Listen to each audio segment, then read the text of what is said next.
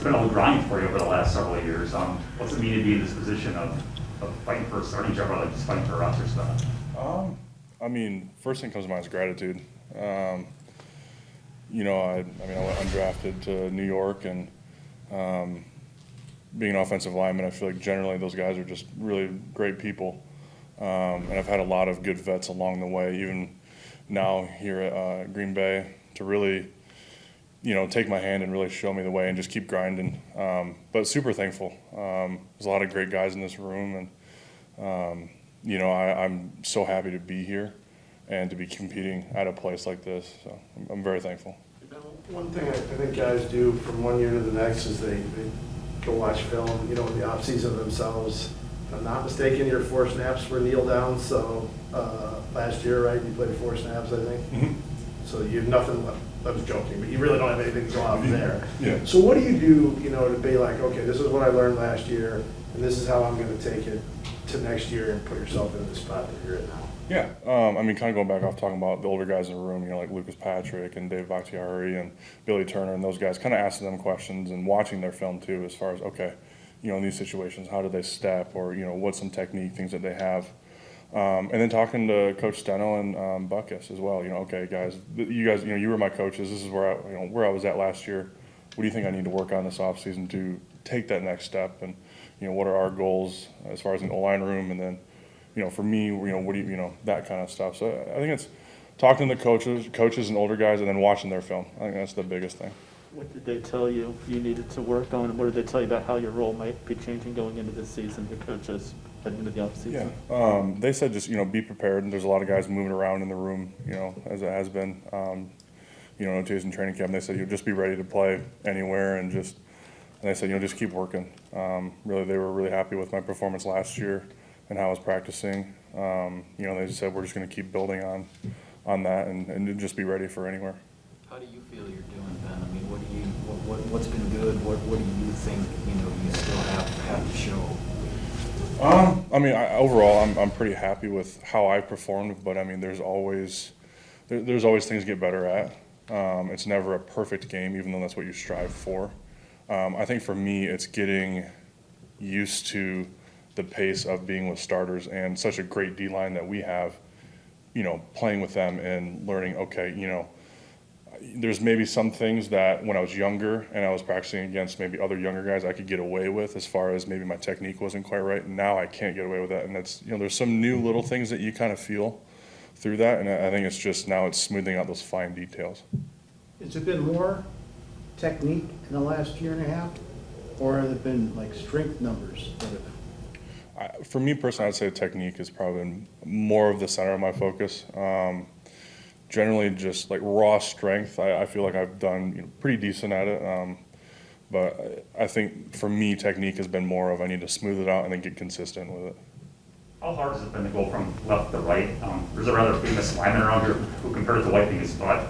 Walk right as far as the challenge of it. I'm sorry, but it was nice, and I'll always remember it. You know, at first, when I was younger, it was tough.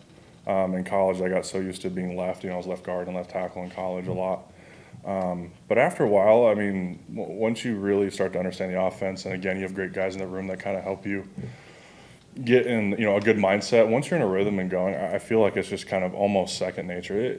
I think it depends on what position. I know sometimes tackles, they'll talk about it can be more difficult going from left tackle to right tackle, because you may face different rushers in a game. But for me, I feel like I've done it so much that it's kind of just second nature at this point. How do those veterans get you in a mind space that if you have to play, like Runyon had barely played guard and he has to play in the opener, you know, because a bunch of guys get hurt. How do they get you in that mind space that if you play, it's not just filling in, but it's actually playing up to that standard? Yeah, something that Bakhtiari preaches is that, you know, there's a standard in the O-line room, and no matter who else is in there, that's the standard can't change. And to trust yourself. I think that's something that as a young guy that can be kind of hard to remember is, you know, wherever you're at, you're here for a reason, and just trust yourself, trust how the coaches have trained you, and trust, you know, the things that the older guys will teach you as far as maybe there's little nuances or, you know, little tricks, and having that confidence in yourself, I think that's key. Is it fair to say that the time spent on the practice squad really accelerated everything for you to get to this point where you're at now? Yeah, I mean, that's a big part of it, and also having the coaches and the older guys really behind me, kind of pushing me as well. Whether I was, just on practice squad, they'd be like, hey, maybe do this, or this needs to be a little better, or hey, this was great. I think having them behind me while I was on practice squad was a huge support thing for me to keep pushing to where I'm at right now. Hey Ben, what has this journey been like for you the last 4 years? Because obviously you had the opportunity at the Jets, you come here for a minute, I think you end up going back to the Jets again.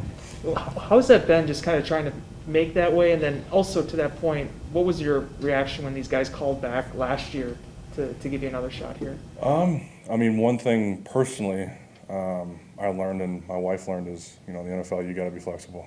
Things can change at any moment, and when I knew I was coming back last year, I was super excited. At that point, I think I'd been sitting at home for 5 weeks, and my wife and I were kind of wondering what was going to happen. And then I got a call. I think it was on a Wednesday, and I was just super excited. And it's kind of one of those in the NFL. You may get only one opportunity, so you have to maximize the opportunity no matter what it is. And when they told me they were going to sign me, I was I'll do whatever you need me to. I'm so happy to be back. So, but yeah, you learn to be flexible in this league very much.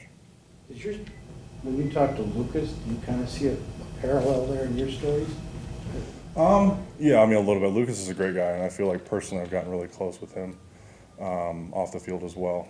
But yeah, I mean, I feel like personality-wise we're pretty similar, and it's been great to have him pushing me, and we've really been riding together with each other so far in training camp. It's been great.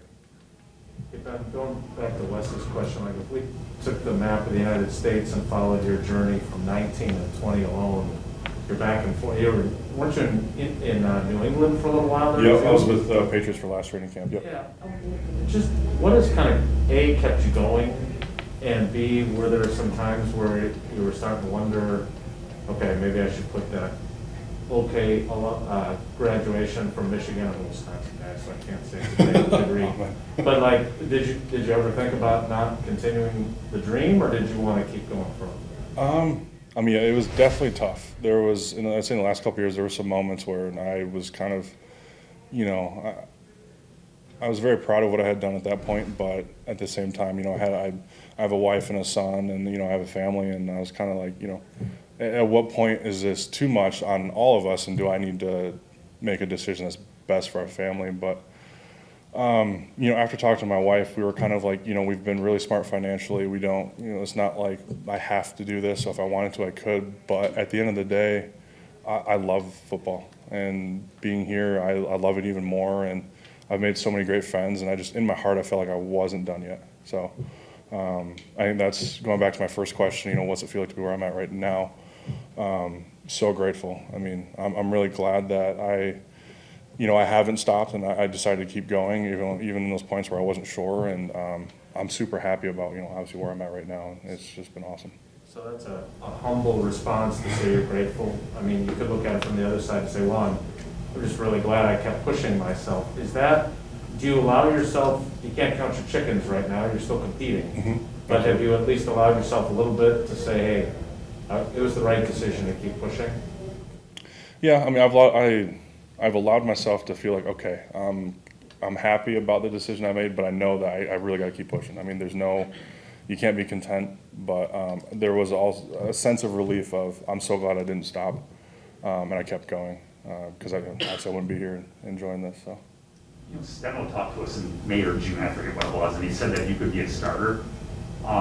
Did he have a similar conversation with you, and what is the reaction, considering everything we just talked about your story, that yeah, it might be, I've got myself in a position here. Yeah, when Steno reached out to me in the offseason, he said, we were really happy with what you did last year on practice squad, and we're looking for you to be pushing and really competing at any spot. So be ready anywhere, both sides of the ball. And I've never had a coach text me or even call me in the offseason and say that. So I was super thankful that he reached out to me, and that was what their expectations for me for OTAs and training camp. And I think that really lit a fire in me even more to really keep pushing and find out how I can really push the envelope as far as my level of play, and just keep trying to find areas to grow in. Anything else from in the room? Thanks, sir. We'll take the one from Zoom, please. Yep, just one, Brian Wood. Yeah, kind of just banking off that, Ben, at what point did you realize, though, that you were not just going to have a chance to maybe make the roster, but be in the running for a starting position the way that you have been? And what do you think it is that's put you in this spot where you have that kind of opportunity? What do you think you've done to put yourself in that position? I think it's mostly not being content with where you're at. You always, the older you get, I feel like the margin for error, especially in the NFL, gets so small, and the talent level is so equal or way higher than where you're at coming out of college, that you have to really find ways that you never thought of to keep pushing yourself, whether it's, my technique needs to be better, or I need to work on my flexibility, or I need to be in better shape, or if it's more, I need to study the game more. There's always areas that you don't think of to really keep pushing yourself, and I think that kind of goes back to having great coaches and guys in the room that can really help you find those edges you never thought about, to really keep pushing. And you can never be satisfied with where you're at. If I was one of the best guards in the league, which I'm not, but if I was, there'd always be ways I'd be trying to find to keep pushing.